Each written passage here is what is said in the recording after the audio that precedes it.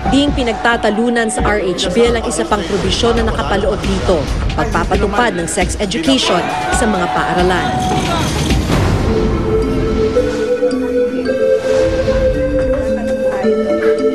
Sa Bagong Silang, Caloocan City, nakilala namin si Lenny, 13 anyos. 7 buwan na siyang nagdadalang tao. Ang kanyang pagbubuntis, wala raw sa plano nilang magnobyo. Alam mo ba na mabubuntis ka? Opo. Walang nagpayo sa'yo na huwag mo na mag-sex ito yan. Wala po. Bakit wala? Hindi ko pa po kasi alam masyado. Ano yung hindi mo alam? Kung ano po, mabubuntis na ako. Nalaman ko na lang po yung di na ako nire-regla. Tipid ang mga sagot ni Lenny sa amin. Tila hindi siya komportabling pag-usapan ang usapin ng sex. Saan mo nakuha yung idea ng sex? Kung ano po, nagalaw na po ako. Lungkot at panghihinayang naman ang nasa loob ngayon ng kanyang ina. Pinasaway ko nga po siya, ayaw nagtigas ang ulo. Eh ngayon nga po namamroblema kami sa dahil wala pong trabaho yung asawa niya. Tutulungan na lang din daw ni Leia ang kanyang anak na maitaguyod ang kanyang magiging apo. Maaga ring magkakaroon ng responsibilidad ang 13 taong gulang na si Jenny, hindi niya tunay na pangalan. Sa edad na 11 anyos, nabuntis na siya ng kanyang nobyo. Sa inuman po, isang inuman po. Tapos po, medyo nagkatuwaan, ligaw-ligaw. Tapos po, yun, inano po ako sa isang lugar. Niyaya po, tapos yun po, nagkasarapan po.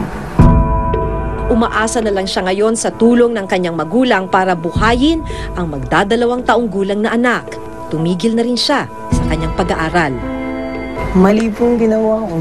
Kasi po, hindi naman po talaga sinasadya, hindi ka naman po talaga binalak na mag-asawa. Wala pa po sa isip ko yung gano'n. Sa pag-aaral na ginawa ng World Bank noong 2008, kabilang ang Pilipinas, sa 10 bansang may pinakamaraming bilang ng teenage pregnancy sa buong mundo. Tinatayang nasa 3.6 million ang bilang ng mga inang may edad 18 pababa. Ayon sa ulat ng National Demographic and Health Survey, isa sa mga dahilan ng maagang pagbubuntis ang kawalan ng sapat na impormasyon ng ilang kabataan.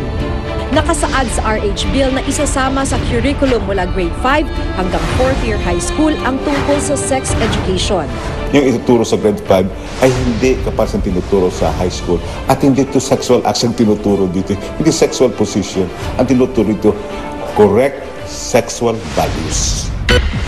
Bukod sa pagpigil ng unwanted pregnancy, layunin din umano ng panukala na maituro ang pag-iwas sa sexually transmitted disease o STD, acquired immunodeficiency syndrome o AIDS, at human immunodeficiency virus o HIV. Sabi naman ilang poon para lang sa sex ed? Giit naman ng hindi pabor sa RH Bill, hindi na dapat pakialaman pa ng pamahalaan ang tungkol sa pagtuturo sa sex sa mga kabataan. Sa halip, pamilya ang dapat na magturo ng usapin ng sex. It was not a bright idea na yung kabataan, and as early as that, ituturuan mo ng ganoon. Kaya mo magulang magturo. Yung magulang mga turuan natin at magulang ang magturo, mas mabuti yun. Ayon pa sa mga nagsusulong ng panukala, hindi raw dapat panghimasukan ng simbahan ng kanilang paniniwala ang mga nakasaad sa panukalang batas. Ang religious dogma ay para sa simbahan. Hindi pwedeng i-impose ang religious dogma through legislation. Paglilinaw naman ng simbahan, hindi lahat ng nakasaad sa RH Bill ay tinututulan nila. Congressman, bakit hindi po hiwalay yung welfare of children and health of women? Hiwalay niyo rin sa RH Bill. Pagkat nakapaloob yun daw ay para sa welfare of children and health of women. Ako ba't hindi po hiwalay para ganun, ma-approve kagad yun at sino ba naman tatanggi ron, etc. etc. Bukod sa usaping moralidad, malaking katanungan rin umano kung saan manggagaling ang pondong gagamitin para sa programa. Kapag naipasa ang panukala, gagastos ang pamahalaan ng 3 bilyon sa unang taon ng implementasyon nito. The RH bill will not cost so much for the government. It is cost efficient. Sapagkat sa ngayon, ang gobyerno ay gumagasto ng 5.5 billion pesos para nga ma-address yung komplikasyon sa childbirth and pregnancy.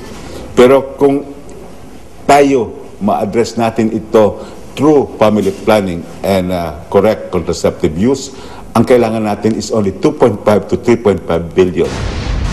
There is no evidence that if you have a lot of contraception, mothers will no longer die at childbirth.